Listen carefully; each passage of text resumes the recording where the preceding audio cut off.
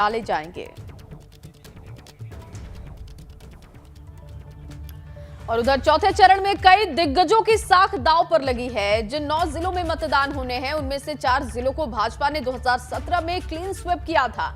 यानी इन जिलों में भाजपा के सभी प्रत्याशियों को अपनी साख बचानी एक बड़ी चुनौती होगी इस बार। बिल्कुल। और चौथे चरण में लखनऊ की सरोजनी नगर और कैंट सीट को सबसे हाई प्रोफाइल सीट बताया जा रहा है। तो हरदोई की सदर सीट पर 40 साल से एक ही परिवार का कब्जा है। तो वहीं लखीमपुर खीरी का निघासन सीट इस बार बड़ी चुनौती साबित हो सकता है।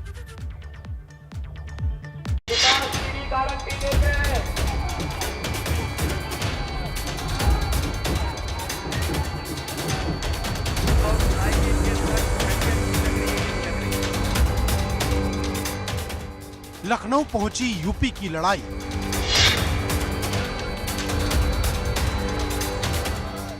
आखिरी किले में कांग्रेस की चढ़ाई।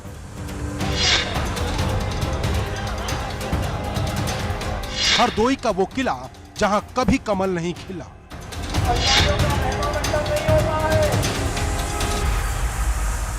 चौथे चरण में 23 फरवरी को जिन 9 जिलों की 59 सीटों पर वोटिंग होनी है, वहां पिछले चुनाव में 87% सीटों पर कमल खिला था। भाजपा की प्रचंड आंधी में विरोधी दल हवा हो गए थे। अकेले भाजपा ने 59 में से 52 सीटें जीत ली थी, जिसमें से एक सीट भाजपा की सहयोगी अपना दल को भी मिली थी। वहीं समाजवादी पार्टी के खाते में सिर्फ 4 सीटें पहुंची थी, जबकि कांग्रेस और बसपा 2-2 सीटों पर सिमट गई थी। ऐसे में सवाल बड़ा है कि 5 साल बाद क्या भाजपा अपना पुराना प्रदर्शन दोहरा पाएगी या फिर छोटे छोटे दलों के साथ मिलकर अखिलेश भाजपा के इस गढ़ में उसे चुनौती देंगे।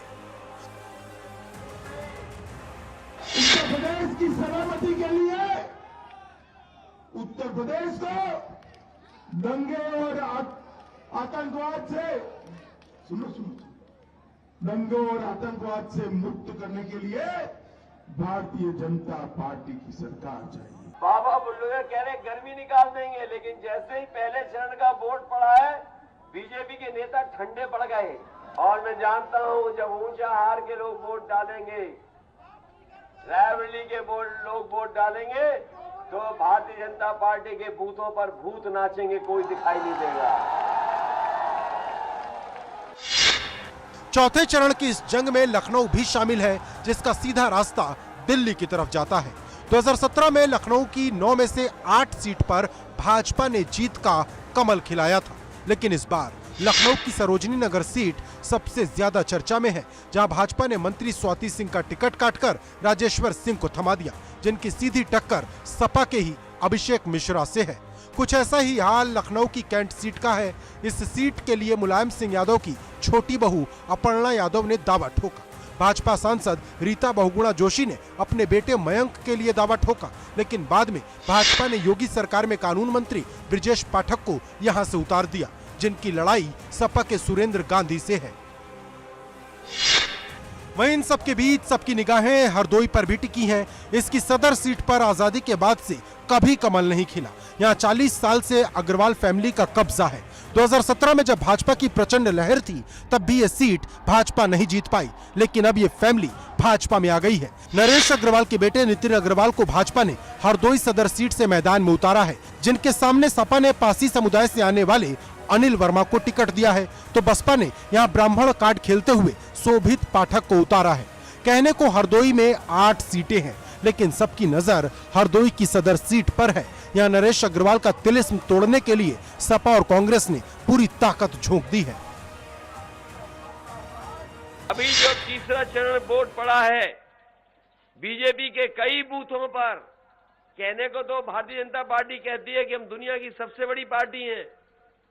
मिस्ड कॉल कर करके इन्होंने कहा कि हम दुनिया की सबसे बड़ी पार्टी हैं, लेकिन आप पता कर लेना तीसरे चरण में कई बूथ ऐसे थे जहां पर एक भी बूथ पे मक्खी मारने वाला भी नहीं मिला भारतीय जनता पार्टी को। निर्दोष नागरिक मरते थे, जनजीवन अस्त व्यस्त होता था। आज मैं कह सकता हूं जब 5 साल का कार्यकाल सरकार का पूरा हो रहा है, आज मैं इस बारे में कह सकता हूं 5 साल में उत्तर प्रदेश में एक भी दंगा नहीं हुआ है।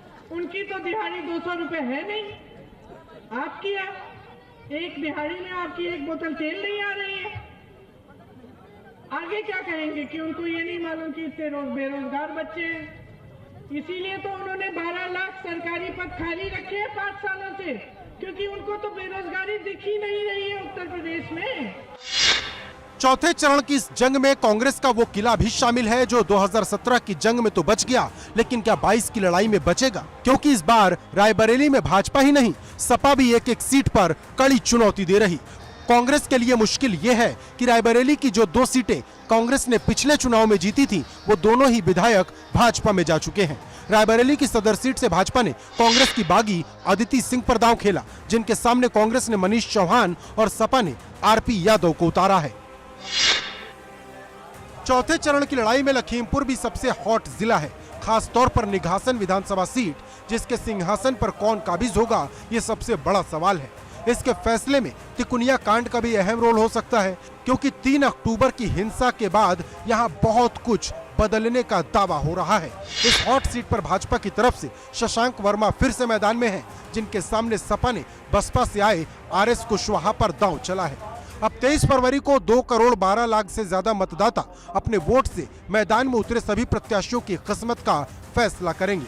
मतलब जनता की कसौटी पर कौन पास होगा और कौन फेल, इसका फैसला जनता के वोट से ही होगा।